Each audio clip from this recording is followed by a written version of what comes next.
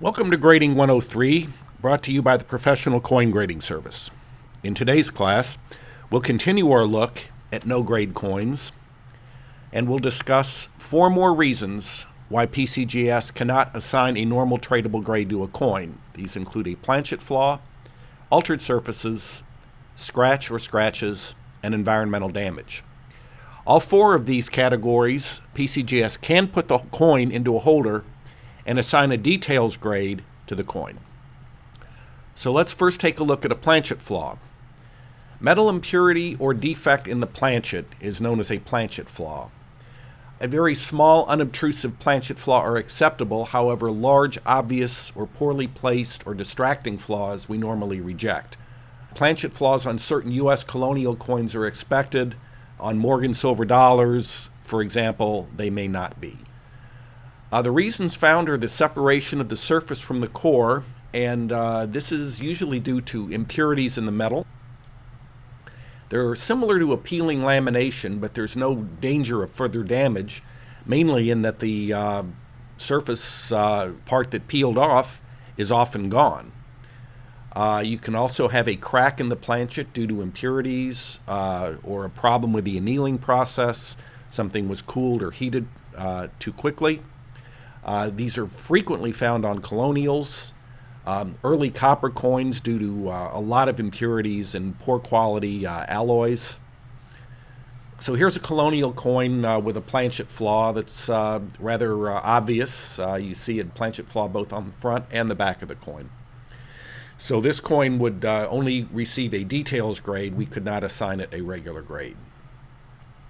Early U.S. copper, here's a very large Planchet flaw above the forehead on this wreath cent, and again, that's a pretty serious flaw.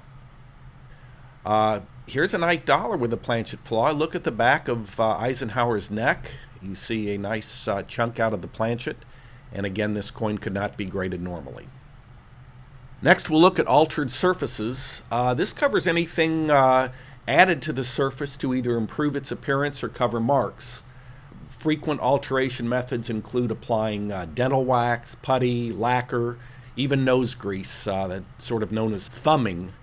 And that is really the application of any material to fill in marks, scratches, or other defects, or to conceal some problem with a coin. Coatings such as lacquer, which were at one time intended to protect coins, still result in a no grade, because it's very difficult to determine the quality of the underlying surface. So again, altered surfaces are an attempt to cover marks, scratches, or surface damage, an effort to mask prior work, or an attempt to preserve a coin from further color change or deterioration. You often find putty on proof gold and silver, since scratches on these coins are very detrimental. Nickel and copper is often lacquered to prevent further change in color or other surface problems from occurring. Let's take a look at a couple of examples. This is a coin that's been lacquered. You can see that very well on the reverse around the lettering, particularly around the word States in America on the back, and around the N in 1 on the front. You see the remnants of the lacquer. Here is a Liberty nickel that shows some evidence of lacquering. You see the somewhat oily film on the surface of the coin. You can see that on the obverse in front of Liberty's chin. And, actually on the entire surface of the coin, you see light evidence of like an oily film. Here's a $3 gold piece that has been puttied over. You see the somewhat unnatural looking surfaces, and this was probably a fairly heavily scratched coin that someone attempted to improve. You can still see evidence of some scratches on the back. And speaking of scratches, that brings us to our third category. Depending on the severity or the quantity of the scratches, PCGS may not grade a coin. Now, a faint, old, toned-over scratch may be okay, particularly on an older coin. A bright, fresh scratch that's very distracting, we may not grade. Placement is important, and again, we don't confuse scratches with adjustment marks found on the early pre-1808 silver and gold. So first we'll discuss the reasons. Obviously, mishandling in circulation can be accidental in dealer or collector's hands. Very frequently in the old 2x2 days, staples were often the cause of an accidental scratch, and that's very tragic to see on a coin. And deliberate damage, people used to scratch up a coin if they had nothing to do or, they were bored. So that's extremely sad to see too. You often see it on larger silver and gold coins. Large cents basically just due to their heavy use and the fact that everybody had them. So let's look at a few scratches. Here's a scratch on an 1810 large cent, which is a pretty nice coin otherwise, but you see the scratch going right through the eye. That's a pretty heavy scratch and one that we probably couldn't grade.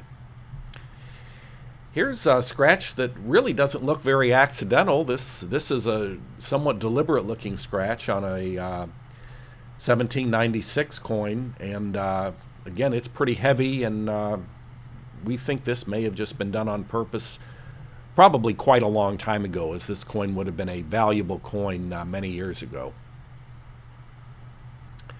Here's a fairly fresh looking scratch. These are a couple of scratches down here by the neck of Liberty, and a light one in the field.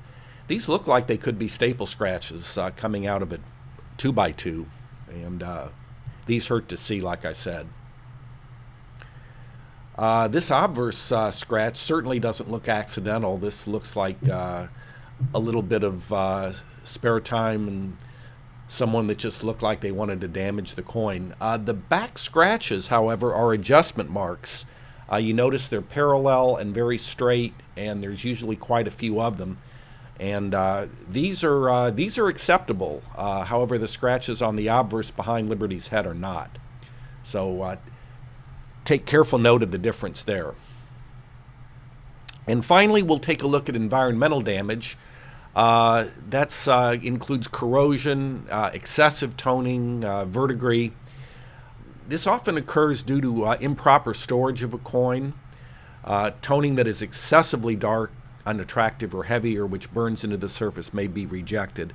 This is simply because to preserve the sight unseen trading, we really can't grade a coin that the majority of collectors or dealers might look at and reject. So we don't grade these. The reasons for environmental damage, obviously long-term storage in a damp or humid environment, burial in the ground. Sea salvage coins we feel are environmentally damaged.